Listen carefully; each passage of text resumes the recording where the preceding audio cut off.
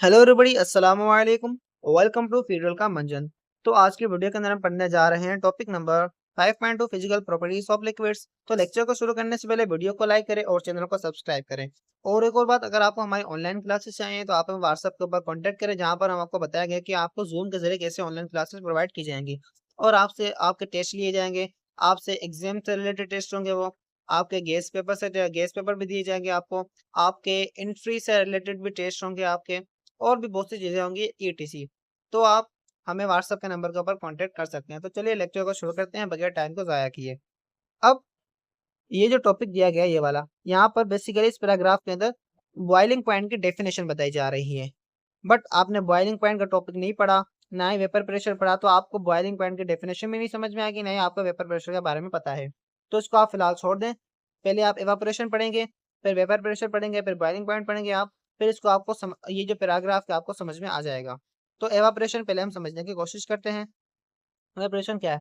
तो यहाँ पर क्या बताया जा रहा है इस पैराग्राफ के अंदर, उसको आप चेक करें पहले। देखें, वो समझा रहा हूँ मैं आपको। मैंने क्या किया, एक लिक्विड कंसीडर किया। सही है, ये लिक्विड है, इसके मॉलिक्यूल्स अंदर पड़े हुए हैं। कुछ मॉलिक्यूल्स नीचे हैं, आप देख सकते हैं, और कुछ मॉलिक्यूल जो हैं वो ऊपर है। लिक्विड को मैंने बंद कर दिया ढक्कन के साथ। सही है, ढक्कन लगा देता हूँ, ढक्कन लगाता हूँ मैं, ये वाला ढक्कन। ये एक ढक्कन भी लगा दिया मैंने। सही है।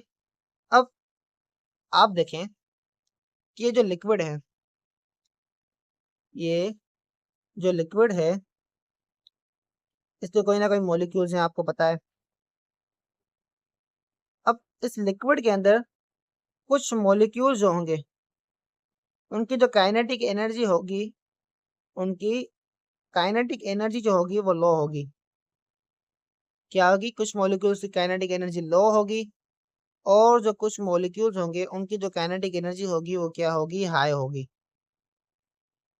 क्या होगी? हाई। हाई होगी। अब कैसे, वो भी मैं आपको बताता हूँ। ये बात आप नोट कर लें, कुछ मॉलिक्यूल्स की काइनेटिक एनर्जी हाई होती है, कुछ मॉलिक्यूल्स की काइनेटिक एनर्जी लो होती है। किसके मॉलिक्यूल्स? लिक्विड के मॉलिक्यूल्स की।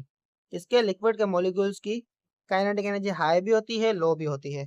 अब वो जो मॉलिक्यूल्स जिनकी काइनेटिक एनर्जी लो होगी, तो आपको पता है वो क्या आ जाएंगे? नीचे होंगे।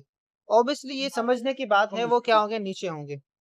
और जिनकी काइनेटिक एनर्जी हाई होगी, वो क्या होंगे? ऊपर होंगे। से वो ऊपर स्केप होने की कोशिश करेंगे, ऊपर जाने की कोशिश करेंगे। तो इससे आपको क्या समझ में आ रहा है? जिनकी काइनेटिक एनर्जी लो है, वो मतलब क्या होंगे? इंटीरियर वाले मॉलिक्यूल्स होंगे। क्या होंगे? इंटीरियर मॉलिक्यूल्स होंगे। समझ में आया? इंटीरियर, अंदर वाले मॉलिक्यूल्स। और जिनकी काइनेटिक एनर्जी हाई होगी, उसको हम क्या कहेंगे? ये है ऊपर वाले मॉलिक्यूल, सरफेस वाले मॉलिक्यूल्स। सरफेस। ये था काइनेटिक एनर्जी का मामला। किसकी काइनेटिक एनर्जी लो होगी, किसकी हाई होगी?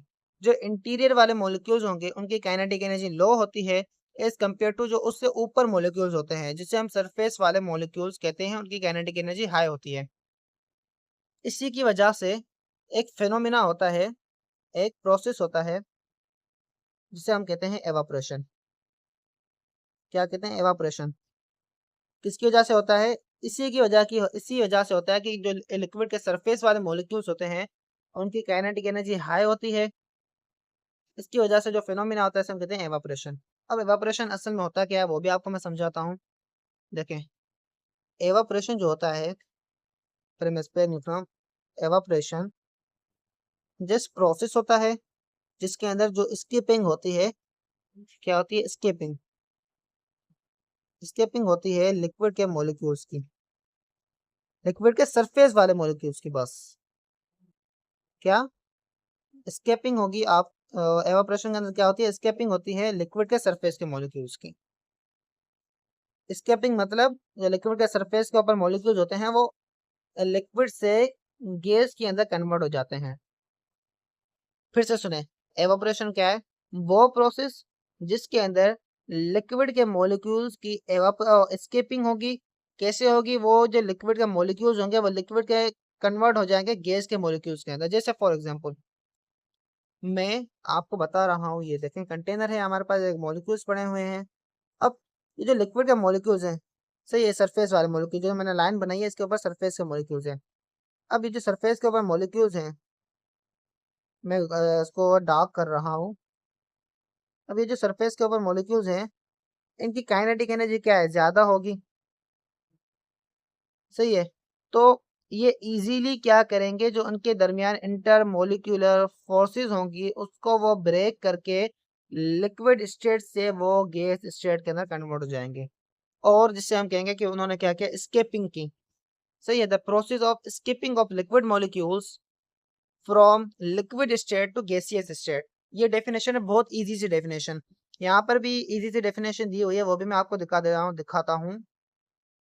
The spontaneous change of a liquid molecules into vapors at the surface of a liquid at a given temperature is called evaporation। देखें, स्पॉन्टेनियस चेंज आता है, मतलब ये खुद ब खुद प्रोसेस होता रहता है। लिक्विड के मॉलिक्यूल्स होते हैं वो वेपर्स के अंदर कन्वर्ट होते हैं। कौन से लिक्विड के मॉलिक्यूल, सरफेस वाले लिक्विड के मॉलिक्यूल्स, वो भी किसी भी टेम्परेचर पर, मतलब ऑल टेम्परेचर, ऑल टेम्परेचर, कोई भी टेम्परेचर हो, कोई भी, फॉर एग्जाम्पल 25 डिग्री हो, 30 डिग्री हो, 50 डिग्री हो, 80 डिग्री हो, एवापोरेशन हर टेम्परेचर के ऊपर होगी। बट उसका जो रेट है, RATE रेट, रेट मतलब स्पीड पर यूनिट टाइम, कितनी स्पीड के साथ कोई चीज चेंज हो रही है टाइम के लिहाज से। मतलब अब एवापोरेशन का रेट क्या होगा, मतलब रेट ऑफ एवापोरेशन मतलब कितनी स्पीड के साथ टाइम के लिहाज से एवापोरेशन तेज हो रही है, तो ये कहलाता है एवापोरेशन का रेट। तो उस रेट के अंदर फर्क आएगा। 25 डिग्री सेल्सियस के ऊपर रेट दूसरा होगा एवापोरेशन का, 30 के ऊपर दूसरा होगा, 50 के ऊपर दूसरा होगा, 80 के ऊपर दूसरा होगा, तो यह फर्क आता है। बट किसी भी टेम्परेचर के ऊपर एवापोरेशन होती है, उसकी स्पीड के अंदर फर्क होता है, एवापोरेशन लाजमी होती है। जैसे यहाँ पर भी आपको एग्जाम्पल दिया गया है, आप देख सकते हैं जो कंटेनर दिया गया है इसके अंदर लिक्विड के मॉलिक्यूल्स हैं। तो ये जो लिक्विड के मॉलिक्यूल्स हैं ये क्या हो रहा है, स्केप आउट हो रहे हैं। कैसे हो रहे हैं, लिक्विड से, लिक्विड स्टेट से गैस के अंदर कन्वर्ट हो गए। ये नेचुरल प्रोसेस है, ये होता रहता है। अब ये कैसे, एक और बात यहाँ पर आती है कि जो लिक्विड के सरफेस वाले मॉलिक्यूल्स होते हैं, सरफेस वाले लिक्विड के मॉलिक्यूल्स हैं, ये लिक्विड का कंटेनर है, इसके अंदर दूसरे भी मॉलिक्यूल्स हैं। अब ये सरफेस वाले मॉलिक्यूल्स हैं, ये सराउंडिंग के अंदर जो गैस होगी, फिर कंटेनर क्या है, खुला हुआ है, खुला हुआ होगा तभी एवापोरेशन होगी, अदरवाइज नहीं होगी। अदरवाइज जो मॉलिक्यूल है वो बाउंस बैक करके नीचे आ जाएंगे। अब ये जो कंटेनर खुला हुआ है जिसकी वजह से गैस के मॉलिक्यूल है सराउंडिंग, रेड कलर के मैं बना रहा हूँ, ये सराउंडिंग गैस के मॉलिक्यूल्स हैं। क्या होगा, इन दोनों का आपस में कोलिजन होगा, कोलिजन होने की वजह से इन दोनों आपस में एनर्जी को एक्सचेंज करेंगे। तो ये जो रेड वाले मॉलिक्यूल्स हैं ये क्या है, गैस के मॉलिक्यूल्स हैं, और जो स्काई कलर वाले मॉलिक्यूल्स हैं वो क्या है, लिक्विड के मॉलिक्यूल्स हैं। आपको पता है गैस वाले मॉलिक्यूल्स के पास काइनेटिक एनर्जी क्या होती है, ज़्यादा होती है एज कम्पेयर टू लिक्विड वाले मॉलिक्यूल्स के पास। तो गैस वाले मॉलिक्यूल्स जो हैं, ये सारे गैस वाले मॉलिक्यूल्स, काइनेटिक एनर्जी ज़्यादा है, तो जब एनर्जी एक्सचेंज होगी तो लिक्विड वाले मॉलिक्यूल्स की काइनेटिक एनर्जी ज़्यादा हो जाएगी as compare to the gas वाले मॉलिक्यूल्स की काइनेटिक एनर्जी के, क्योंकि उन्होंने आपस में एनर्जी को एक्सचेंज किया, जिसकी वजह से जो लिक्विड के सरफेस वाले मॉलिक्यूल्स होंगे, सरफेस वाले सारे, वो क्या हो जाएंगे, स्केप आउट हो जाएंगे, ऊपर चले जाएंगे। तो रियली, असल में जो रियली है वो इस तरीके से होता है ये प्रोसेस एवापोरेशन का। समझ में आया? अब एवापोरेशन जो होती है वो कहा जाता है कि एक कूलिंग प्रोसेस होता है। क्या होता है, कूलिंग प्रोसेस। क्या होता है, कूलिंग। अब कूलिंग प्रोसेस क्यों कहा जाता है, क्योंकि जब आप देखें ये जो मॉलिक्यूल्स हैं, सही है, सराउंडिंग से जब एनर्जी को एक्सचेंज करेंगे, एक्सचेंज करने के बाद खुद क्या हो जाएंगे, स्केप आउट हो जाएंगे, गैस के अंदर कन्वर्ट हो जाएंगे, बाहर आ गए खुद। मैं आपको ये डॉट डॉट बना रहा हूँ, ये क्या हो रहा है, स्कीपिंग हो रही है मॉलिक्यूल्स की सराउंडिंग के अंदर। जब ये सराउंडिंग में आएंगे तो यहाँ पर क्या होगा, जो हमारे पास जो लिक्विड है, लिक्विड की जो एनर्जी होगी, उसका जो टेम्परेचर होगा वो कम हो जाएगा, क्योंकि मॉलिक्यूल्स निकल गए, उनके साथ उनकी काइनेटिक एनर्जी भी बाहर आ गई, जिसकी वजह से जो लिक्विड की मॉलिक्यूल्स की जो इंटरनल एनर्जी होगी वो डिक्रीज होगी।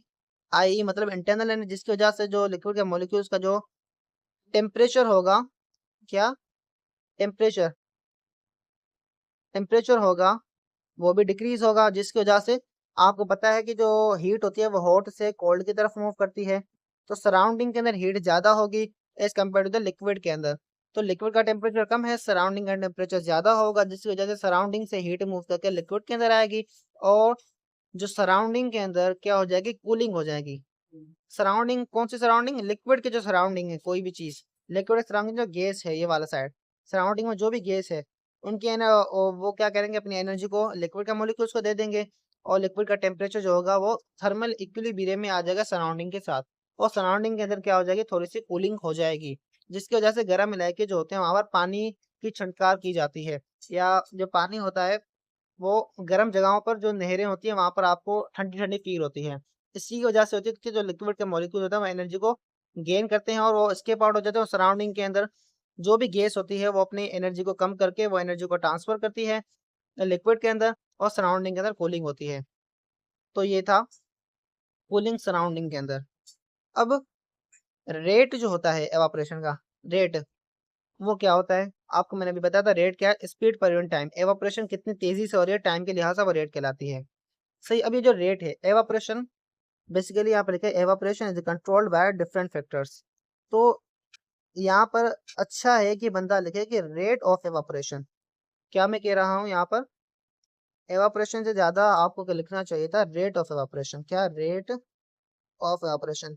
मेरे ख्याल से यहाँ पर ये होना चाहिए, rate of evaporation is controlled by different factors. Evaporation को आप कंट्रोल नहीं कर सकते, एवापोरेशन होती रहेगी, ये गलती है यहाँ पर, एवापोरेशन होती रहेगी, बट जो रेट है एवापोरेशन का उसको आप डिफरेंट फैक्टर की वजह से कंट्रोल कर सकते हैं। अब फर्स्ट वन फैक्टर क्या है, यहाँ से लेके को दिया गया है यहाँ तक, वो है सरफेस एरिया। ये नोट कर ले, यहाँ से लेके यहाँ तक दिया है सरफेस एरिया, ए से सरफेस एरिया। अब मैं दो कंटेनर आपको बनाता हूँ, एक ये कंटेनर है, यहाँ पर लिक्विड के मॉलिक्यूल्स हैं, से ये दूसरा मैं ये कंटेनर बनाता हूँ। अब यहाँ पर देखिए जो सरफेस है, सरफेस वाला एरिया यहाँ पर कम है, यहाँ पर ज्यादा है। तो आपको पता है कि सरफेस के मॉलिक्यूल्स की स्किपिंग होती है जब सरफेस का एरिया ज्यादा होगा, एस ए ज्यादा होगा, तो आपको पता है कि एवापोरेशन भी ज्यादा होगी, जब कम होगा तो एवापोरेशन भी कम होगी। आपको नजर आ रहा है क्योंकि ये सरफेस फेनोमेना है, एवापोरेशन जो है वो सरफेस फेनोमेना, लाइन को नोट करें, evaporation is a surface phenomena. आया समझ में।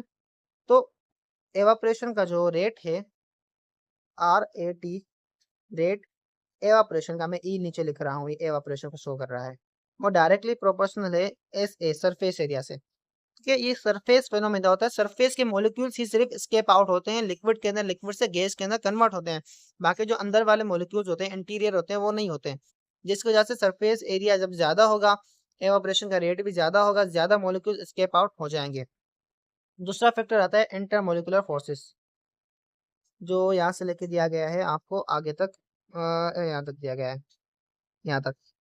अब इंटरमोलिकुलर फोर्सेस क्या होती हैं, जो मॉलिक्यूल्स के बीच में होती हैं, जिन्हें हम कहते हैं, क्या कहते हैं, वंडर वाल फोर्सेस, वंडर वाल फोर्सेस।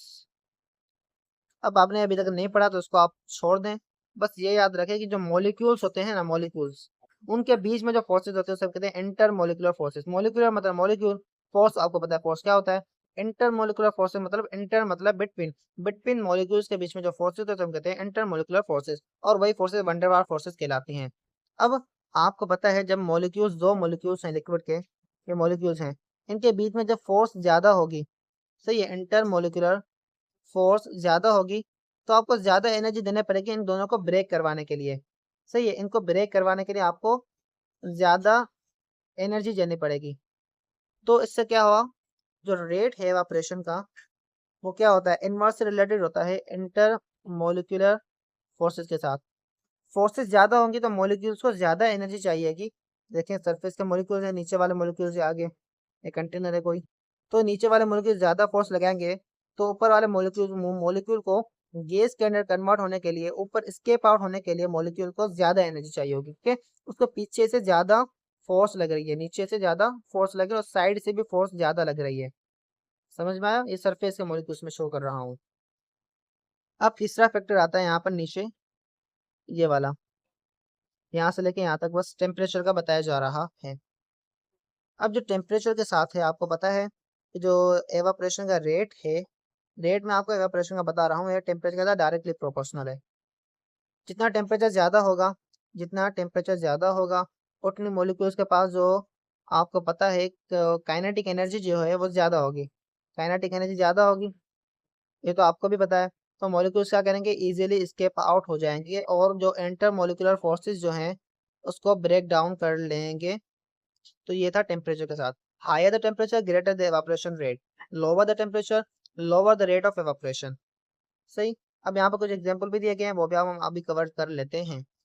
गैसोलीन जो होता है और जो इथाइल अल्कोहल होता है, इनके दरमियान में जो इंटरमोलिकुलर फोर्सेज होती हैं वो वीक होती हैं, जिसे हम कहते हैं लंडन फोर्सेज ऑफ अट्रैक्शन, जिसकी वजह से गैसोलीन जो होता है उसकी और जो इथाइल अल्कोहल है उसकी एवापोरेशन का जो रेट है वो क्या होता है, फास्ट होता है as compare to the water. किसके मुकाबले में, वाटर के मुकाबले में, क्योंकि वाटर के अंदर जो स्ट्रॉन्ग इंटरमोलिकुलर फोर्सेज होती है, यहाँ पर क्या होते हैं, वीक होती है, पर वाटर के अंदर स्ट्रॉन्ग होते हैं, जिसे हम कहते हैं हाइड्रोजन बॉन्डिंग।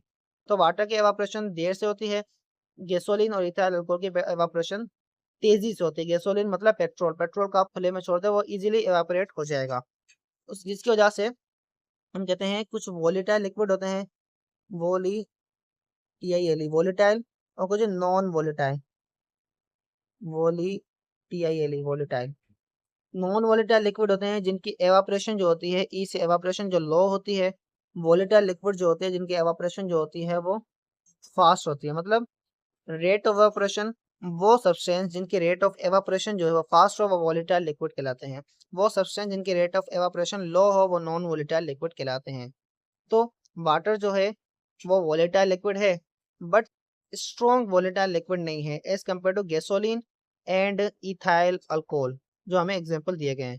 तो मिलते हैं नेक्स्ट वीडियो के अंदर, तब तक के लिए गुड बाय।